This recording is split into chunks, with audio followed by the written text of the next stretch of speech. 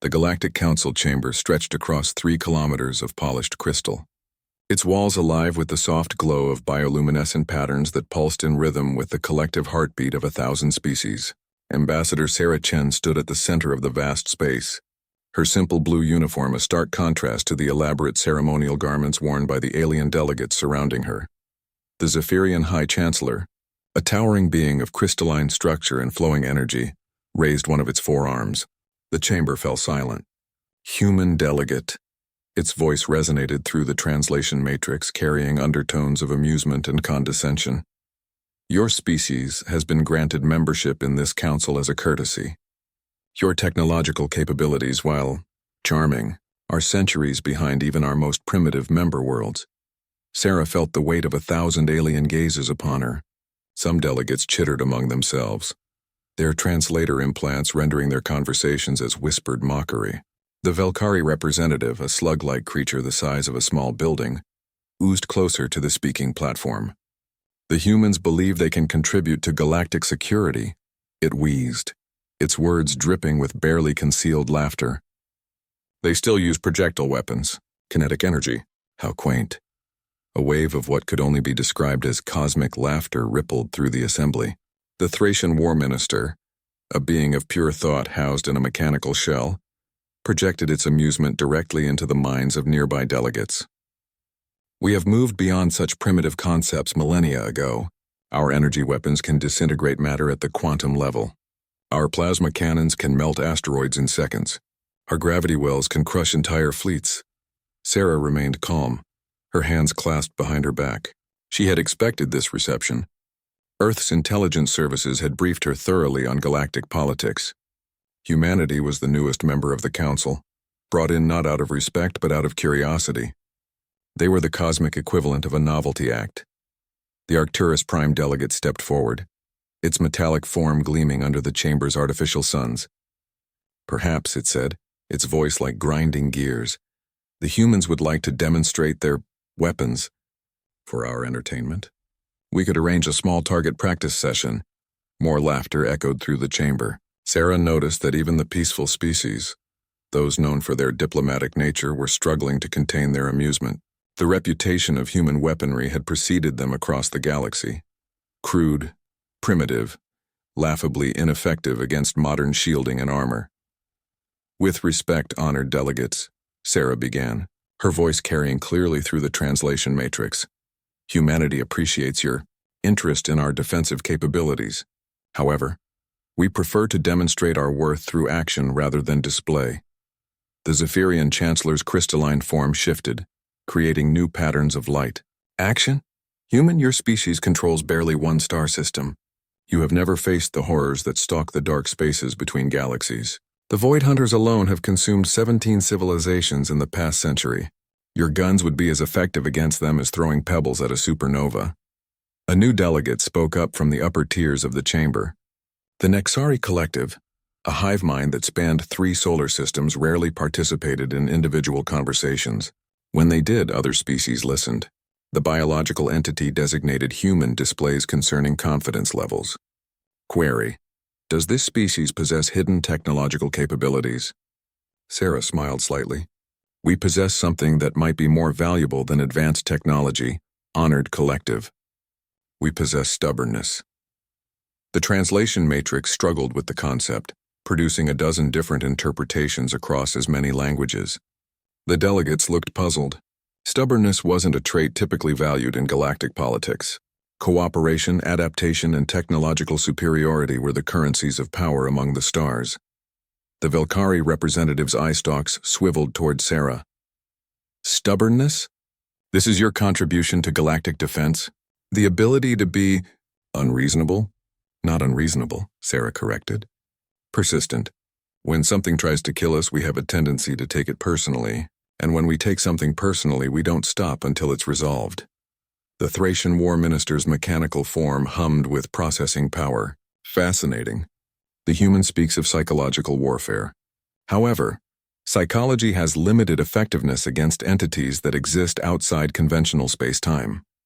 The Chancellor gestured toward a massive display that materialized in the center of the chamber. Images of destroyed worlds flashed across the screen.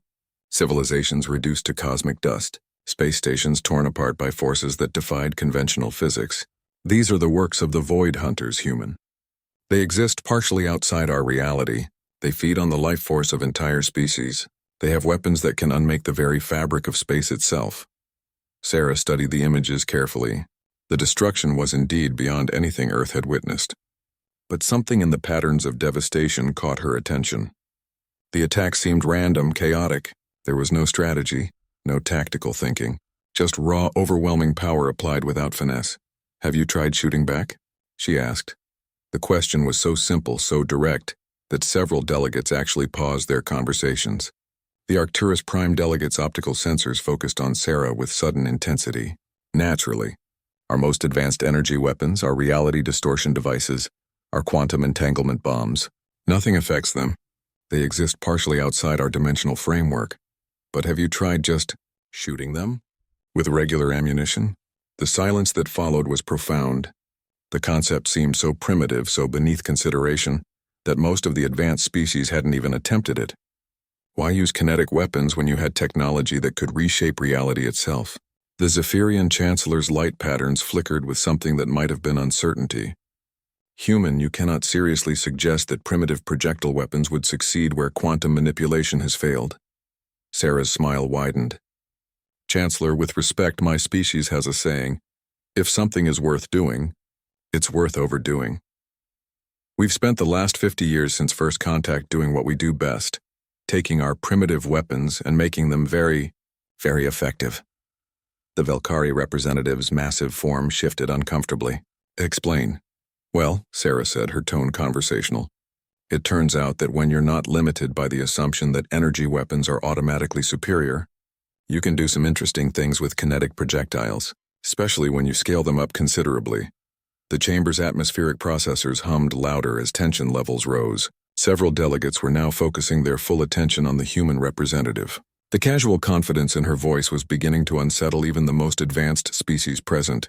Scale them up how? The Nexari collective inquired, their unified voice carrying undertones of genuine curiosity. Sarah looked around the chamber, making eye contact with as many delegates as possible. Let's just say that when humanity puts its mind to building something, we tend to think big. Very big. The first seed of doubt had been planted.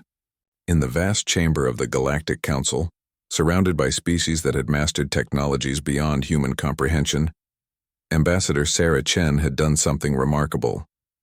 She had made them wonder. The emergency session of the Galactic Council convened 3 standard days after Ambassador Chen's initial address. The reason for the urgency was displayed across every screen in the chamber. A massive Void Hunter incursion had begun at the edge of the Kepler sector. 17 colony worlds were already under attack.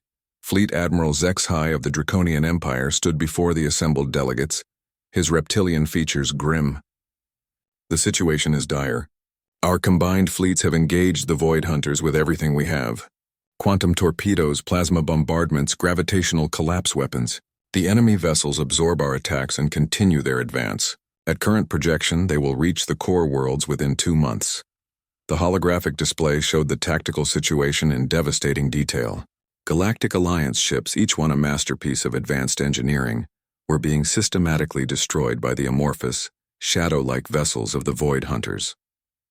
The alien ships seemed to exist partially outside normal space, phasing in and out of reality as Alliance weapons passed harmlessly through them.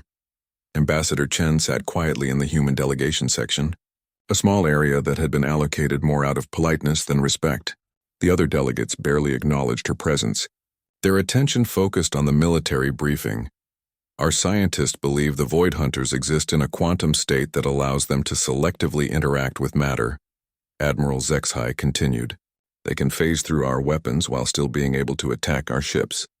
It's a perfect defensive adaptation. The Zephyrian Chancellor's crystalline form pulsed with agitated energy. Admiral, what are the casualty reports? 14 battle groups destroyed. Estimated personnel losses exceed 1 million beings. We've evacuated what civilian populations we could, but the Void Hunters move faster than our evacuation fleets. A heavy silence fell over the chamber. The assembled representatives of 1,000 worlds faced the same grim reality their predecessors had confronted dozens of times before. The Void Hunters were not just another enemy to be defeated through superior technology. They were a force of nature, as unstoppable as entropy itself. The Velkari representative's massive form shuddered with what might have been despair. Perhaps it is time to consider the final protocol. Abandon the outer sectors and consolidate our defenses around the core worlds. Murmurs of reluctant agreement rippled through the chamber. The final protocol was the galactic equivalent of surrender. Abandon billions of sentient beings to save trillions more. It was logical, practical, and utterly horrifying. Sarah Chen cleared her throat. The sound was barely audible in the vast chamber, but somehow it carried. Conversations faltered as delegates realized the human was preparing to speak. "If I may," Sarah said, rising from her seat. "Humanity would like to volunteer our fleet for the defense effort." The response was immediate and unanimous laughter. Even species known for their stoic nature couldn't contain their amusement.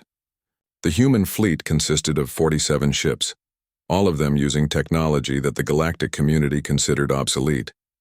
Admiral Zexhi's expression was almost pitying. "Ambassador Chen, I appreciate your species' courage, but your vessels would not survive first contact with the enemy. The Void Hunters' weapons operate on principles that your shields cannot defend against." "With respect, Admiral," Sarah replied, "our shields aren't designed to defend against energy weapons. They're designed for something else entirely." The Nexari Collective spoke with their unified voice. Query: explain the alternative defensive strategy employed by human vessels. Sarah's smile was sharp. "We don't defend against the weapons, Honored Collective. We defend against the debris." Confused murmurs filled the chamber. The concept made no sense to species that had spent millennia perfecting energy barriers and quantum deflection fields. Why would anyone design shields to defend against debris? The Thracian War Minister's mechanical form hummed with processing activity. Clarification required. Human vessels are designed for kinetic impact resistance? "Our ships are built like tanks," Sarah explained. "We assume we're going to get hit, so we make sure we can take the hit and keep fighting. Redundant systems, compartmentalized design, armor plating that can stop small asteroids. We learned a long time ago that the best shield is the one that works even when it's broken." The Arcturus Prime delegates, optical sensors focused intently on Sarah. "This defensive philosophy suggests an offensive strategy based on similar principles. Do human weapons operate on enhanced kinetic principles?" Sarah nodded. "We've made some improvements to our ammunition over the years. When you can't phase through solid matter traveling at significant fractions of the speed of light, physics becomes a problem." Admiral Zexhi accessed his tactical database through his neural implant. "Ambassador, our records indicate that human weapons achieve velocities of approximately 3% light speed. While impressive for kinetic weapons, this is insufficient to damage Void Hunter vessels." "Those are our old specifications," Sarah said calmly. "We've been busy since joining the Council." She gestured to her aide, who activated a portable holographic projector. The image that appeared showed a human ship unlike anything in the galactic database. It was massive, bristling with what appeared to be gun barrels, but the scale was wrong. The barrels were hundreds of meters long, and the ammunition they were designed to fire. "Those projectiles are the size of frigates," the Velkari representative observed, its voice tinged with disbelief. "The projectiles are frigates," Sarah corrected. "Specifically, they're unmanned kinetic penetrators designed to accelerate to 27% light speed before impact. Each one carries a payload equivalent to a small moon." The chamber fell completely silent. The concept was so brutally simple, so magnificently primitive, that the advanced species present struggled to process it. While they had been perfecting elegant energy weapons that could manipulate reality itself, humanity had been building guns large enough to fire spaceship-sized bullets. The Zephyrian Chancellor's light patterns flickered rapidly. The energy requirements for such weapons would be enormous. "How do you power such systems?" Sarah's grin widened. "We solve the energy problem the same way we solve most problems. We built bigger reactors. Each of our new dreadnoughts carries fusion plants equivalent to a small star." Admiral Zexhi was accessing data streams so rapidly that his neural implant's cooling systems were visibly activated. "Ambassador, the engineering challenges alone would be staggering. The structural integrity required to fire such projectiles, the targeting systems, the heat dissipation." "Which brings us to the good news," Sarah interrupted. "We didn't just build one ship. When humanity decides to do something, we tend to do it thoroughly. The holographic display changed, showing orbital construction facilities around Earth, Mars, and the asteroid belt. Massive skeletal frameworks stretched across space, each one supporting the construction of vessels that dwarfed anything in the galactic fleet. How many? The Nexari collective asked, their unified voice strangely quiet. Sarah looked around the chamber, meeting the gaze of every delegate she could see. 10 completed vessels with 30 more under construction. Each one designed with a single purpose in mind, to solve problems that can't be reasoned with, negotiated with, or defended against. She paused, letting the implications sink in. The Void Hunters want to exist partially outside reality? That's fine. Our ammunition exists entirely within reality, and it hits hard enough to drag them back into it. The chamber erupted in dozens of simultaneous conversations as delegates frantically consulted their advisors and databases. The humans had taken the galaxy's dismissive attitude toward their technology and used it as camouflage while they built something unprecedented. When can your fleet be deployed? Admiral Zexhai asked, his earlier condescension replaced by professional interest. Sarah checked her chronometer. Our advance force should be reaching the Kepler sector in approximately 6 hours. The full fleet will arrive 12 hours after that. She stood and gathered her materials, preparing to leave the chamber. If you'll excuse me, I need to coordinate with our fleet commanders. We have some pest control to take care of. As Ambassador Chen walked toward the exit, 1,000 of the galaxy's most advanced species watched in stunned silence. They had spent so long focused on the sophistication of their weapons that they had forgotten the fundamental truth of warfare.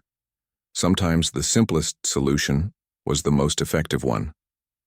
And humanity, in their beautifully primitive way, had just reminded the galaxy that when you can't solve a problem with finesse, you solve it with firepower.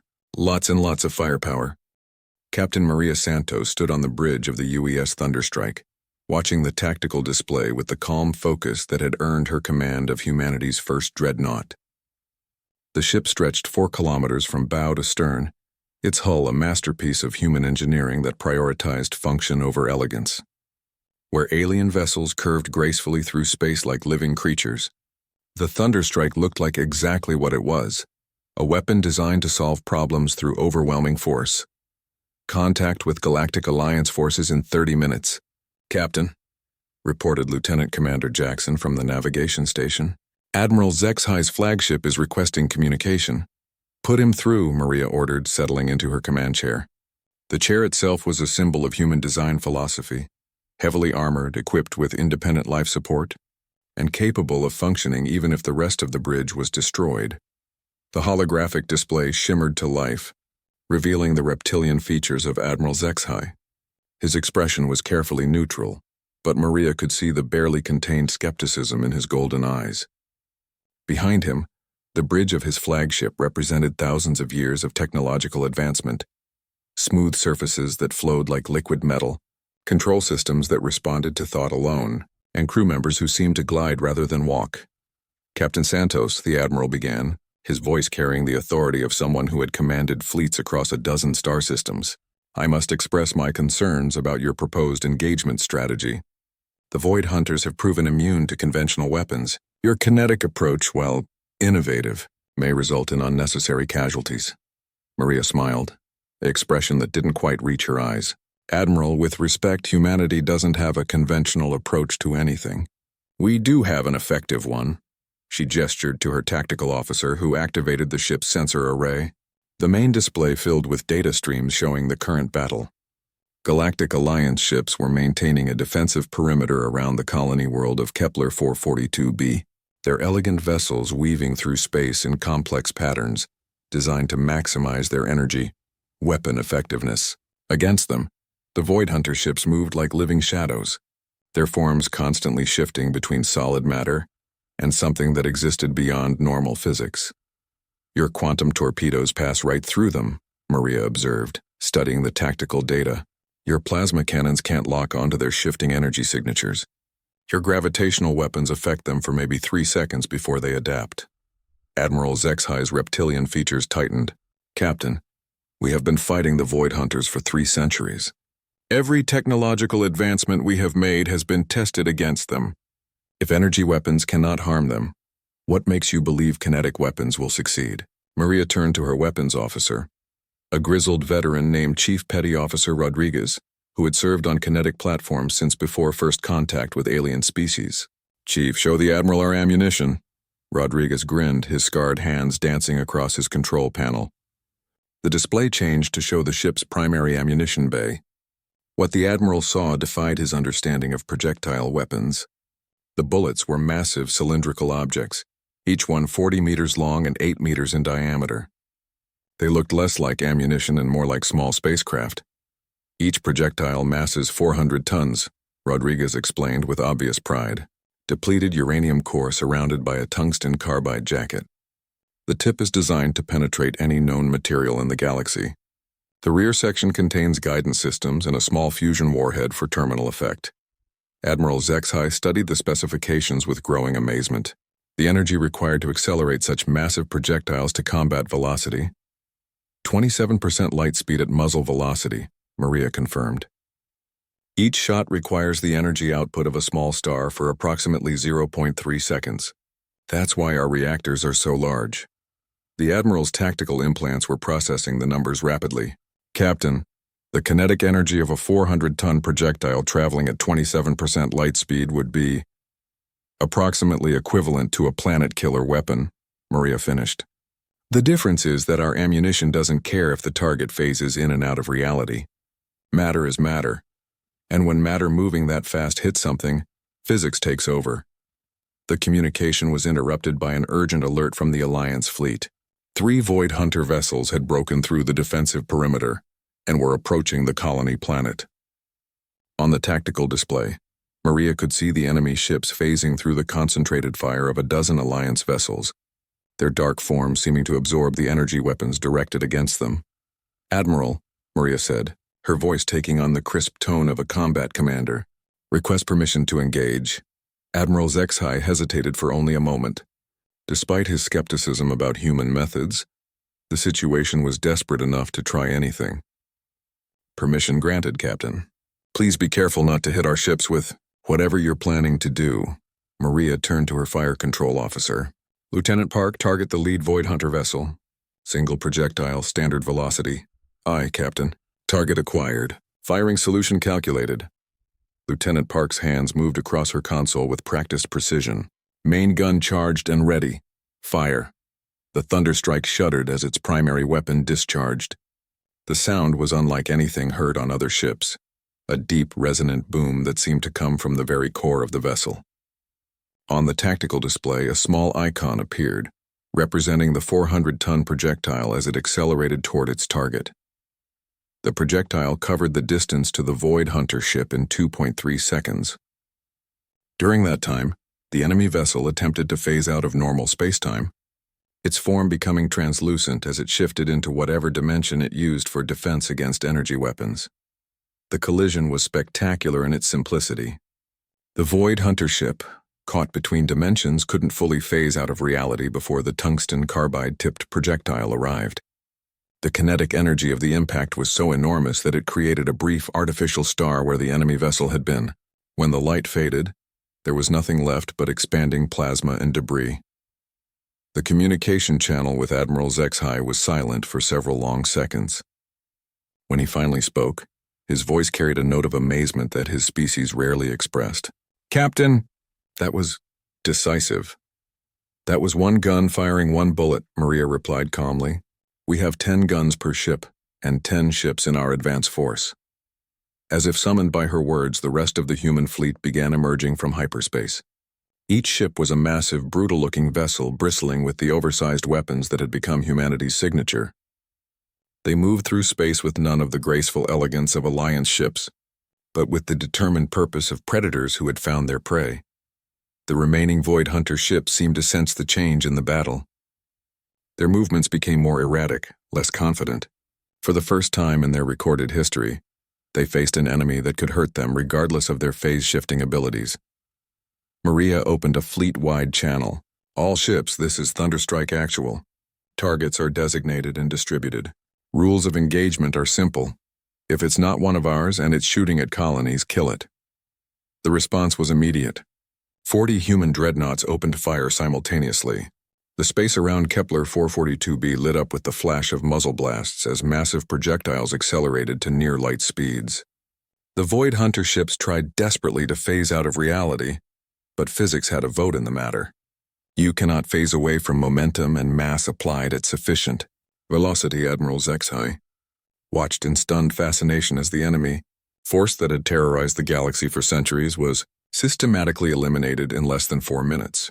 The Void Hunter's greatest strength, their ability to exist partially outside normal space-time, had become irrelevant when faced with projectiles that carried enough kinetic energy to drag them back into reality, whether they wanted to be there or not. Captain Santos, the Admiral said slowly, I believe I owe your species an apology, and perhaps a request for technical specifications. Maria smiled, the expression genuine this time. Admiral, humanity is always happy to share our solutions with our friends. Fair warning, though, our engineering philosophy tends to be a bit excessive, the Admiral suggested. Thorough, Maria corrected.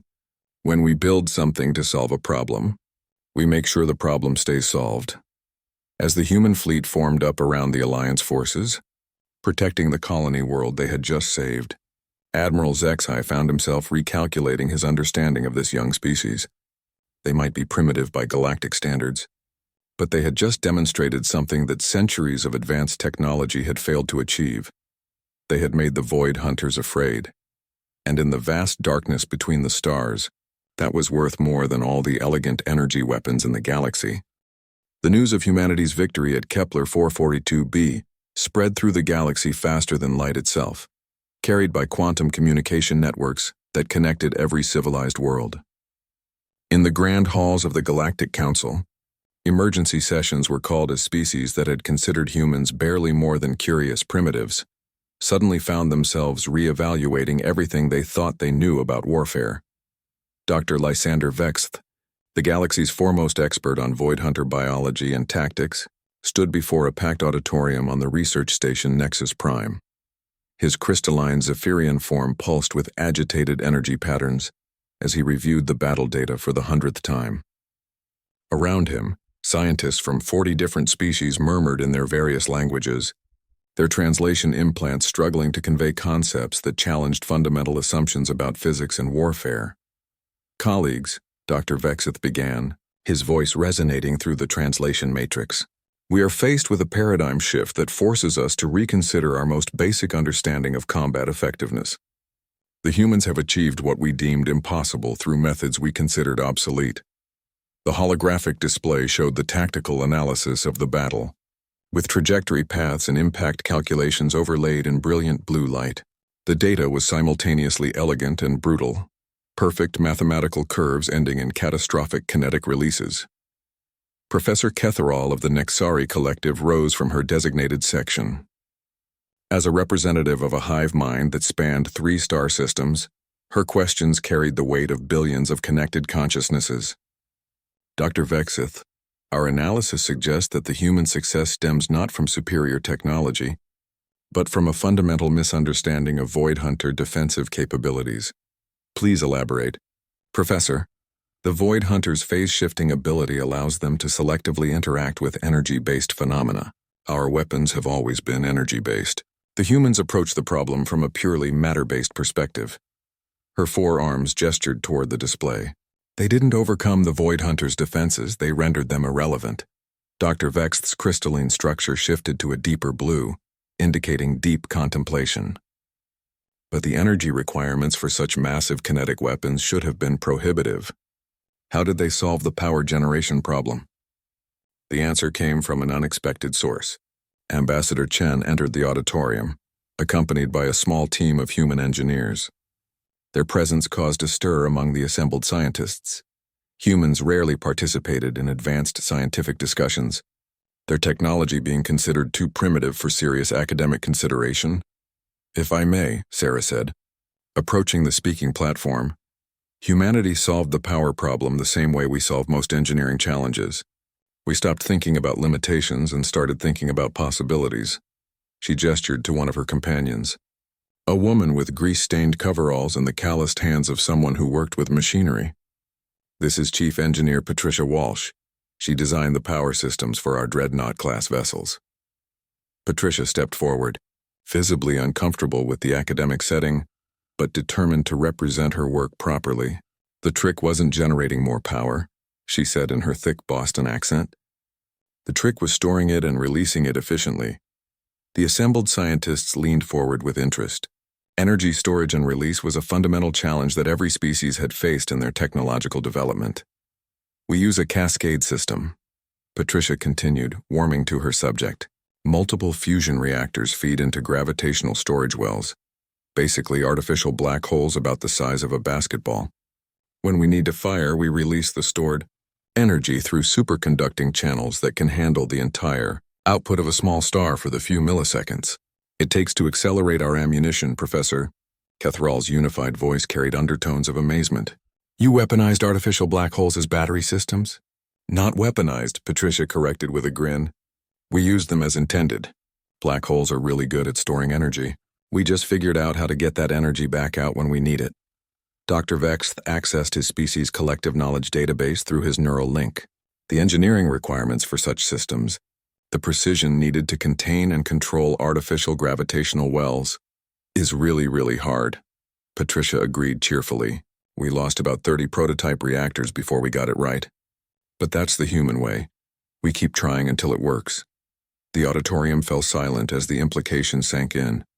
The humans hadn't just built bigger guns. They had solved one of the fundamental challenges of energy physics through brute force, engineering, and an apparent willingness to accept catastrophic failures as learning opportunities. Dr. Vexth's crystalline form shifted to a color that indicated profound respect. Ambassador Chen, your species' approach to the Void Hunter threat has implications beyond this single conflict. If kinetic weapons can affect phase-shifted entities, then other extra-dimensional threats might be vulnerable to the same approach, Sarah finished. Yes, we've considered that possibility. She activated her portable holographic projector, displaying images that made the assembled scientists collectively gasp. The schematics showed weapons that dwarfed even the massive guns of the human dreadnoughts. These were planetary installations, weapons the size of cities with barrels that stretched into space. The dreadnoughts were just our mobile units, Sarah explained casually. For fixed installations, we tend to think bigger. Professor Kethral's forearms trembled slightly. Those projectiles, they appear to be the size of asteroids. Small asteroids, Patricia corrected. About 1/2 kilometer in diameter. We call them planet crackers because, well, they can crack planets if necessary. The silence that followed was profound. The galaxy's most advanced scientists were confronting the reality that humanity's approach to problem-solving was fundamentally different from their own. Where other species sought elegant solutions that worked within the constraints of known physics, humans seemed to prefer overwhelming force applied through engineering that pushed the boundaries of what was considered possible. Dr. Vex finally found his voice. Ambassador, the implications of such weapons, the potential for destruction, is carefully considered and heavily regulated, Sarah assured him. We're not in the business of destroying planets, but when something threatens innocent people, we believe in having options available. She looked around the auditorium, meeting the gazes of scientists from dozens of species. The Void Hunters have terrorized this galaxy for centuries because no one was willing to fight them on their own terms. They exist partially outside reality. Fine. We'll drag them back into reality and deal with them there. A new voice spoke from the back of the auditorium. Admiral Zexhai had arrived, his reptilian features bearing an expression that his species rarely displayed. Genuine admiration mixed with healthy respect. Ambassador, he said, the Galactic Defense Council has reviewed your fleet's performance. We would like to formally request that humanity take point on anti-Void Hunter operations. Sarah smiled. Admiral, we'd be happy to help. But I should warn you, when humanity takes point on something, we tend to be very thorough about it. How thorough? Dr. Vexith asked, though his tone suggested he wasn't sure he wanted to know the answer. Sarah's smile widened. We've been tracking Void Hunter movement patterns since the battle at Kepler. Our analysis suggests they have a primary staging area somewhere in the dark zone between galaxies. We're currently building a fleet specifically designed to pay them a visit. The auditorium erupted in dozens of simultaneous conversations as the implications hit home. The humans weren't content to simply defend against Void Hunter attacks. They were planning to take the fight to the enemy's home territory. Patricia leaned toward the microphone. For that operation, we're building something really special. We call it the Galaxy Knocker because, well, you'll see. As the human delegation prepared to leave, Dr. Vex called out one final question. Ambassador, what makes your species so willing to embrace such extreme solutions? Sarah paused at the auditorium entrance, considering her answer carefully. Doctor, my species has a saying, the best defense is a good offense. We've learned that problems don't go away just because you ignore them. Sometimes you have to hit them hard enough that they can't get back up. She looked back at the assembled scientists. The Void Hunters wanted to be the galaxy's boogeyman. We're about to teach them what happens when the boogeyman meets something that refuses to be afraid. As the humans left the auditorium, the galaxy's greatest minds were left to contemplate a new reality. The primitive species that they had barely noticed was about to reshape the balance of power in the universe, one massive kinetic projectile at a time. The construction yards in the Kuiper Belt had been transformed into something that defied comprehension. What had once been a collection of asteroid mining platforms and small shipyards now stretched across an area larger than Earth's orbit. A vast industrial complex that hummed, with the constant activity of automated construction systems and human engineering crews working in perfect synchronization. Admiral Helena Vasquez floated in the observation deck of the construction control station, watching through reinforced transparent aluminum as the most ambitious project in human history took shape before her eyes. The Galaxy Knocker wasn't just a ship. It was a mobile stellar engineering platform designed to solve the Void Hunter problem once and for all. Ma'am, called Chief Engineer Rodriguez, his voice carrying across the observation deck through the station's communication system. Section 7 reports completion of the primary firing chamber. We're ready for the first test firing. Elena nodded, her weathered features reflecting the blue glow of the construction lights outside. She had commanded fleets across 3 different theaters during humanity's expansion into space. But nothing had prepared her for the sheer audacity of what they were building. The Galaxy Knocker stretched 40 kilometers from bow to stern, its hull a masterpiece of human engineering that incorporated every lesson learned from previous dreadnought construction. But where the dreadnoughts had been designed as warships, the Galaxy Knocker was something else entirely. It was a weapon system so large that it qualified as a mobile space station. Admiral, Rodriguez continued, reviewing his checklist with the meticulous attention to detail that had kept him alive through 3 decades of dangerous engineering projects. All departments report ready for test firing.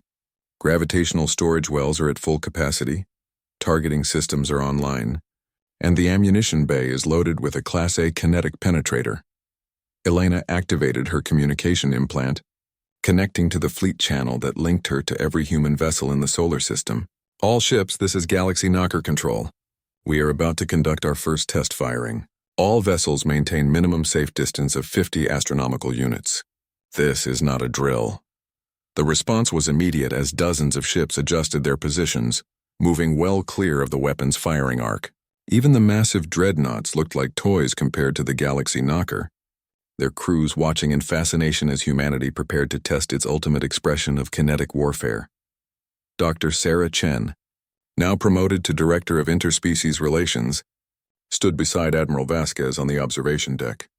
Her role had evolved considerably since humanity's introduction to galactic politics, but she had insisted on being present for this moment. Elena, are you sure we're ready for this? The projectile mass alone, 20,000 tons of tungsten carbide encased antimatter, Elena confirmed, her voice steady despite the magnitude of what they were about to unleash. Designed to accelerate to 47% light speed before impact. The kinetic energy release will be equivalent to a supernova explosion, concentrated into a single point. Sarah studied the technical specifications displayed on her tablet, numbers that pushed the boundaries of what physics textbooks claimed was possible. The Galactic Council is going to lose their collective minds when they see this. Good, Elena replied with grim satisfaction. Let them understand what happens when something threatens humanity's friends. The test target was a dead star system, 40 light-years away, that had been carefully selected for its isolation from any inhabited worlds. Long-range sensors showed nothing but empty space, asteroid debris, and the cold remnants of worlds that had died when their sun collapsed billions of years ago. "Admiral," called Lieutenant Commander Jackson from the targeting station, "we have a solid lock on the target system. All calculations confirmed and verified." Elena took a deep breath, knowing that the next few minutes would either validate years of theoretical work and engineering innovation or result in the most spectacular failure in human history. "Chief Rodriguez, initiate firing sequence." "Aye, Admiral. Initiating gravitational well cascade." Now. The galaxy knocker shuddered as its artificial black holes began releasing their stored energy. The sound was unlike anything experienced before, a deep resonant hum that seemed to come from the fundamental forces of the universe itself. Through the observation windows, they could see the weapon's primary barrel beginning to glow with contained energy. Energy transfer at 30%, 50%, 80%, 100%, all systems nominal. Rodriguez's voice was steady, professional, despite the fact that they were channeling more energy than most civilizations used in a year. "Projectile loaded and ready. Magnetic acceleration chambers online.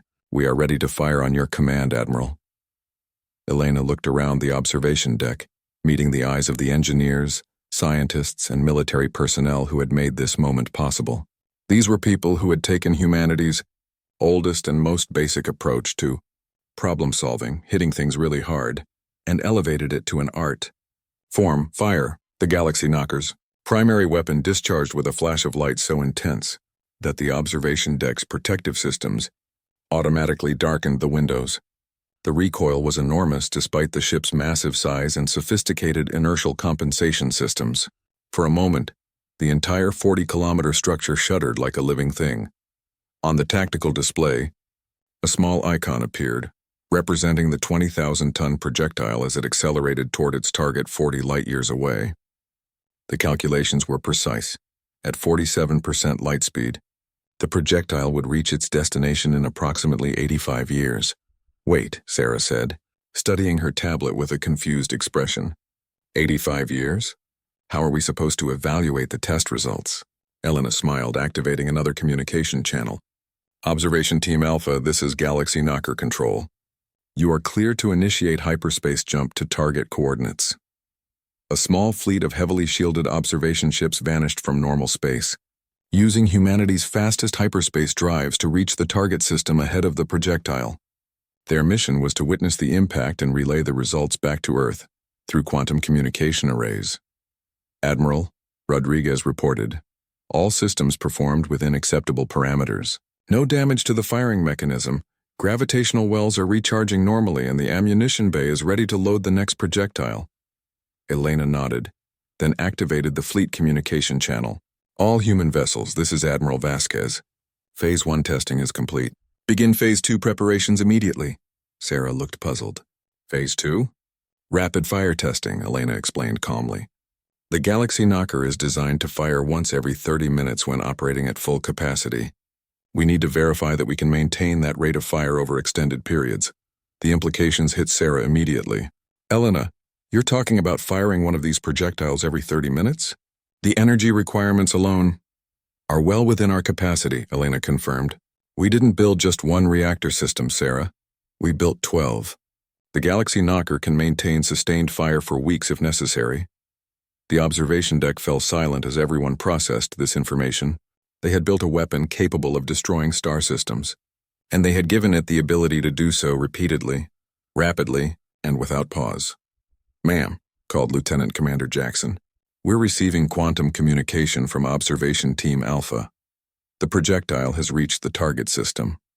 The main display activated, showing real-time data from the observation ships positioned safely outside the target system. The 20,000-ton projectile, traveling at nearly half the speed of light, struck the dead world that had been selected as the target. The result was spectacular beyond imagination. The planet didn't just explode, it was unmade at the molecular level, its matter converted to energy in a flash that briefly outshone the system's dead star. The shock wave from the impact propagated outward at significant fractions of light speed, shattering asteroids and disturbing the orbits of distant worlds. "Target eliminated," Jackson reported unnecessarily. The tactical display showed nothing where a planet had existed moments before. just an expanding cloud of superheated plasma and debris. Elena activated the ship-wide communication system. Attention all hands, this is Admiral Vasquez. Phase 1 testing has been completed successfully. The Galaxy Knocker is now fully operational and ready for deployment. She paused, looking out at the vast construction yards where 30 more weapons of similar design were taking shape. Phase 2 testing will commence in 6 hours. All departments prepare for extended operations. Sarah stared at the tactical display, watching the expanding debris field that had once been a planet. Elena, what have we built? Peace, Elena replied firmly. We've built peace through superior firepower. The Void Hunters wanted to terrorize the galaxy by existing partially outside reality. We've just proven that reality has a vote in the matter, and we've given it a really big stick. She turned to face Sarah directly. The galaxy spent centuries being afraid of the Void Hunters because no one was willing to hit them hard enough to make them stop. That changes now.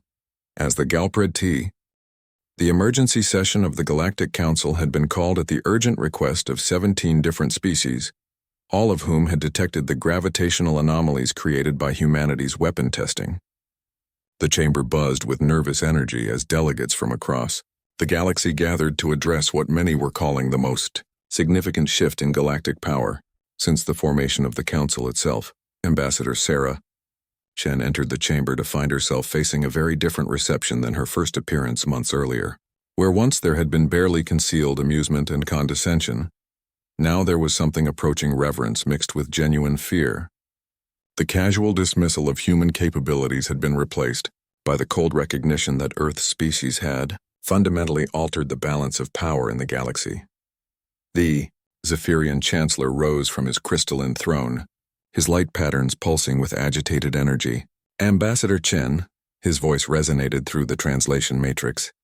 Your species' recent activities have caused considerable concern among the member worlds.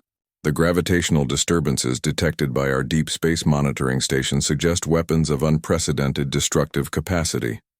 Sarah took her place at the center of the chamber, noting that the human delegation section had been significantly expanded and moved closer to the primary speaking platform. The subtle changes in seating arrangements spoke volumes about how quickly perceptions could shift when backed by sufficient firepower.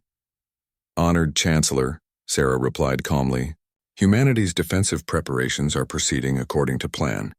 We take the Void Hunter threat seriously, and we believe in being thoroughly prepared. The Velkari representative, its massive slug-like form glistening under the chamber's artificial suns, oozed forward with obvious concern. Ambassador, our deep space sensors detected the complete annihilation of a star system 40 light-years from your territory. The energy signature was unlike anything in our databases. That was a weapons test, Sarah confirmed without hesitation. We needed to verify the effectiveness of our new planetary defense systems. A ripple of concerned murmurs spread through the chamber. The casual way the human ambassador described destroying an entire star system as a weapons test was profoundly unsettling to species that had spent millennia perfecting elegant, precise forms of warfare. The Nixari collective spoke with their unified voice, billions of connected minds focusing their attention on the human representative. Query: define the scope and scale of these planetary defense systems. Additional query: what constitutes thoroughly prepared by human standards? Sarah activated her portable holographic projector, filling the center of the chamber with detailed schematics of the Galaxy Knocker fleet. The assembled delegates fell silent as they studied the technical specifications, their translation implants struggling to process measurements that challenged their understanding of practical engineering. Currently, we have 10 fully operational strategic defense platforms, with 30 more under construction, Sarah explained, her tone remaining conversational despite the magnitude of what she was describing. Each platform is capable of eliminating stellar mass targets at ranges exceeding 50 light-years. The Thracian War Minister's mechanical form hummed with processing activity as he analyzed the data. Ambassador, these weapons appear designed for offensive operations rather than defensive ones. The capability to strike targets across interstellar distances suggests strategic deterrence, Sarah interrupted smoothly. The best way to defend our worlds is to ensure that potential threats understand the consequences of hostile action. The Void Hunters have demonstrated their willingness to destroy entire civilizations. We want to make sure they understand that such actions will have immediate and overwhelming consequences. Admiral Zexhai, who had been granted special permission to address the Council, despite his military status, stepped forward. Ambassador Chen, I've reviewed the tactical data from your fleet's engagements with Void Hunter forces.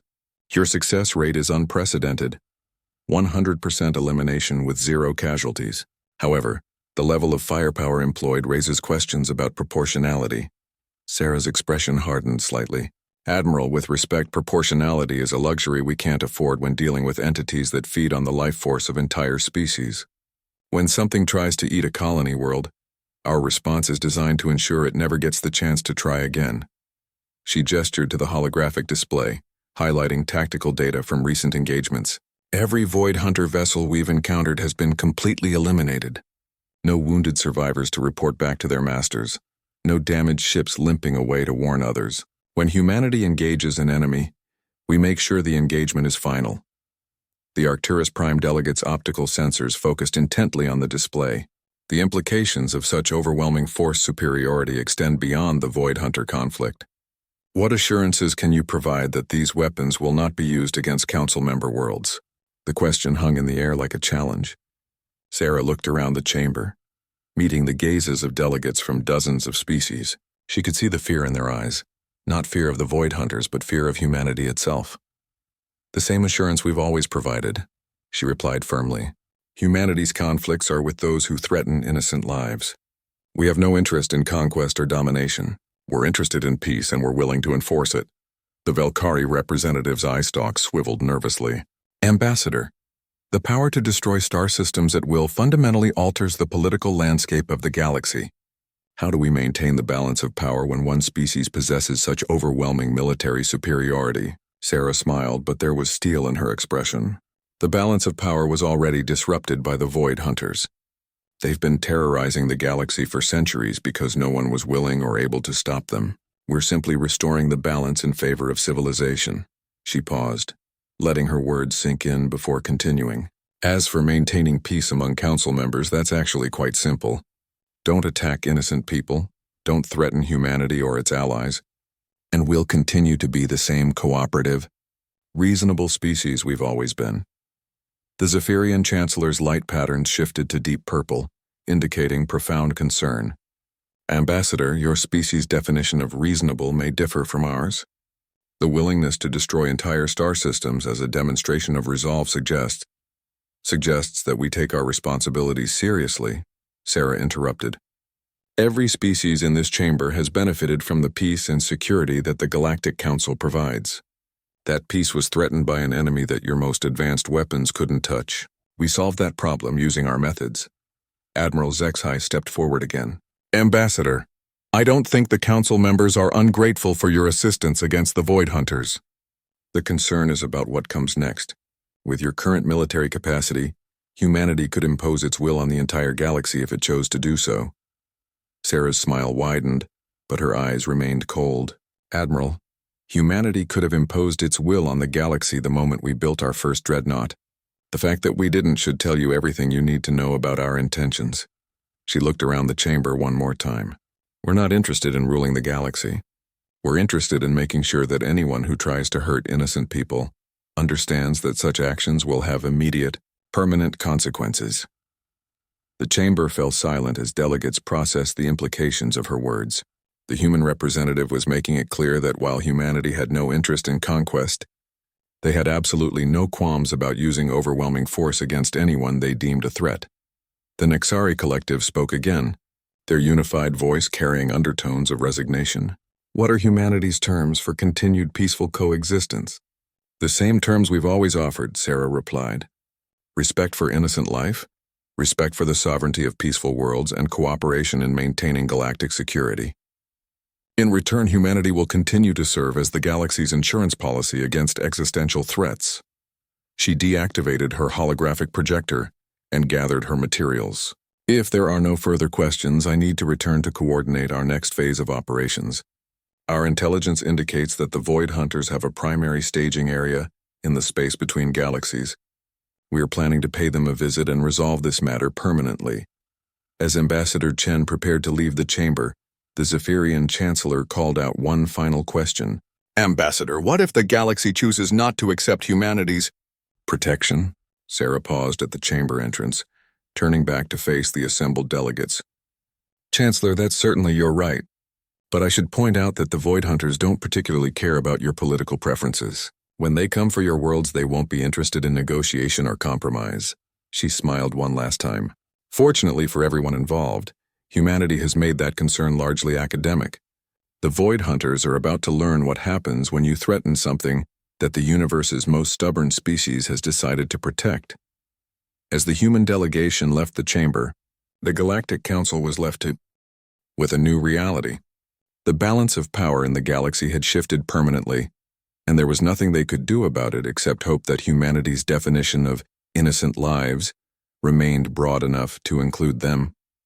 In the vast darkness of space, construction continued on 30 more Galaxy Knocker platforms, each one a promise that the age of cosmic bullies was rapidly coming to an end.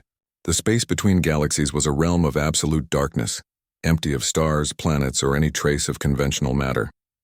It was here, in the cosmic void that separated the Milky Way from its nearest neighbor, that humanity had finally located the source of the Void Hunter incursions. The massive artificial construct that served as their primary staging area hung in the emptiness like a cancer on reality itself, its dark surface absorbing even the faint light of distant galactic clusters. Admiral Elena Vasquez stood on the bridge of the UES Judgment Day, the lead vessel of humanity's ultimate fleet. Around her, 40 Galaxy Knocker platforms maintained perfect formation, their massive hulls bristling with the most destructive weapons ever conceived by any species in the known galaxy. Each ship was a testament to human engineering philosophy.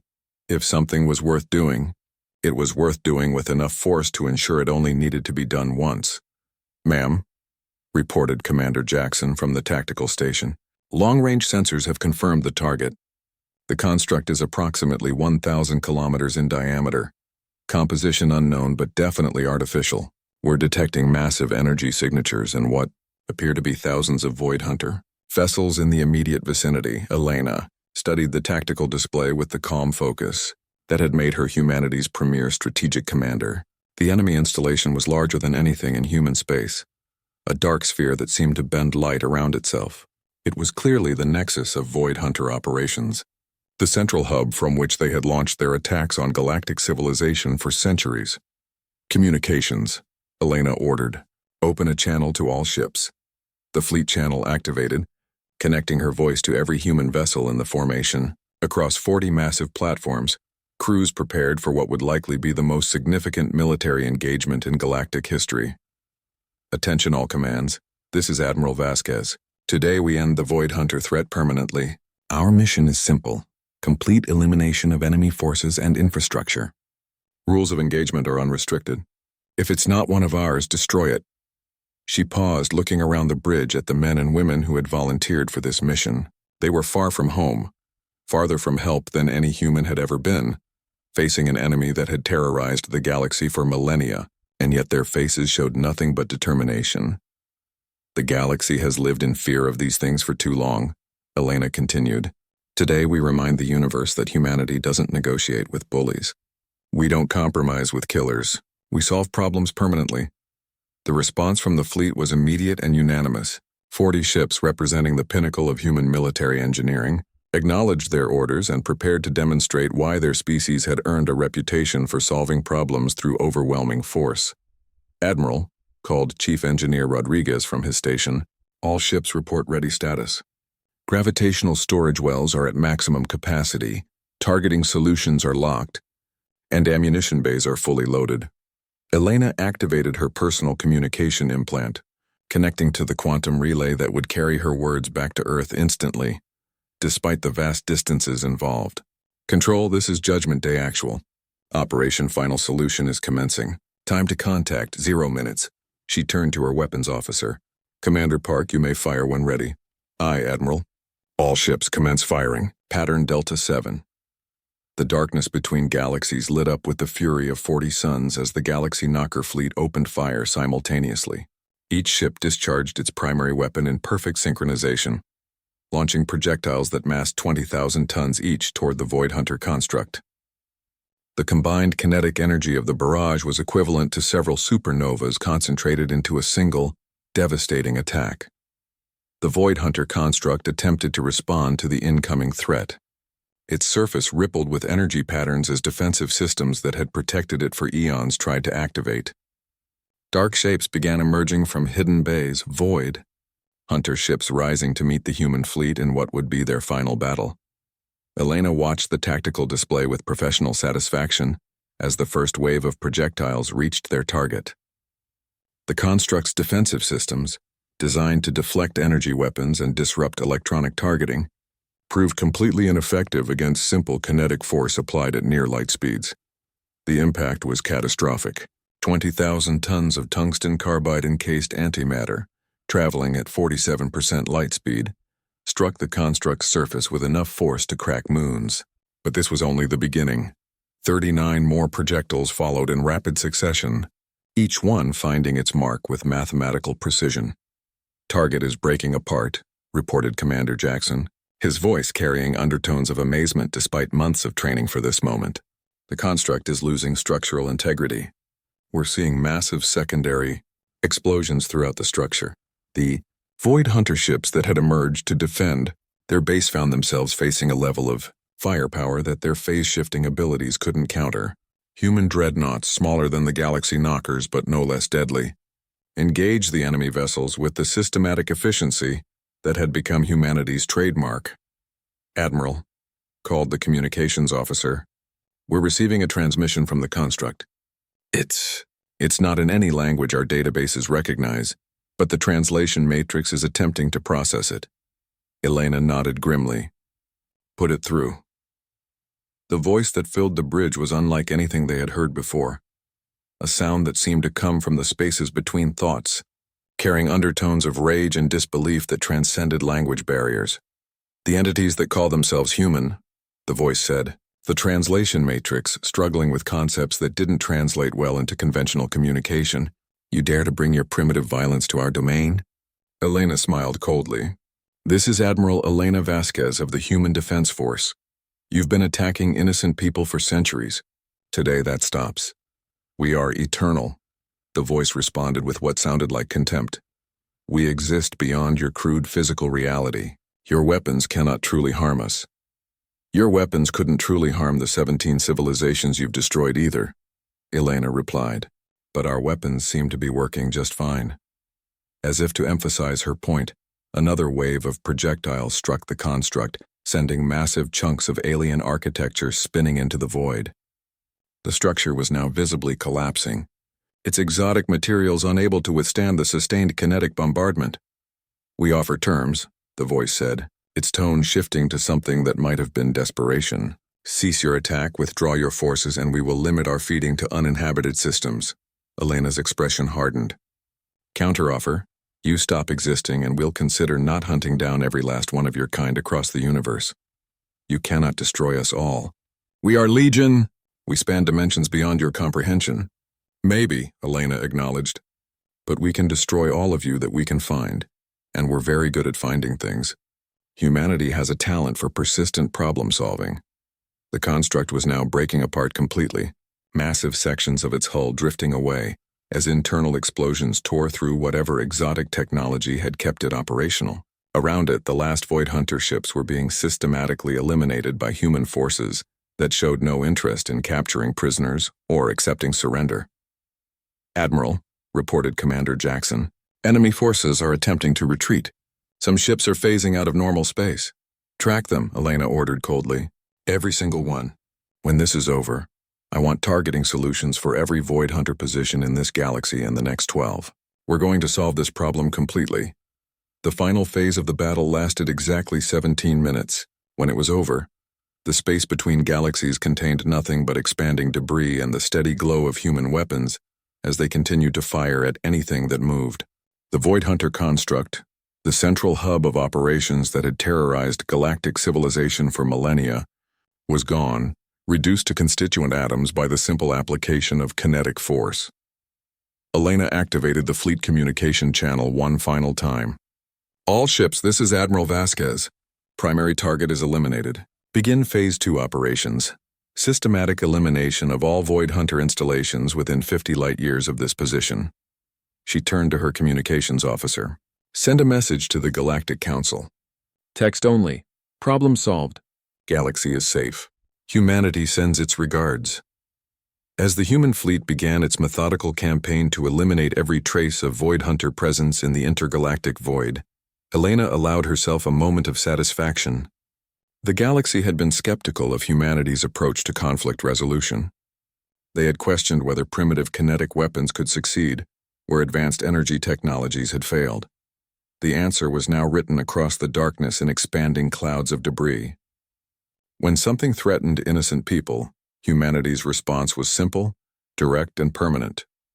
Overwhelming force applied until the problem stopped existing. The age of cosmic bullies was over.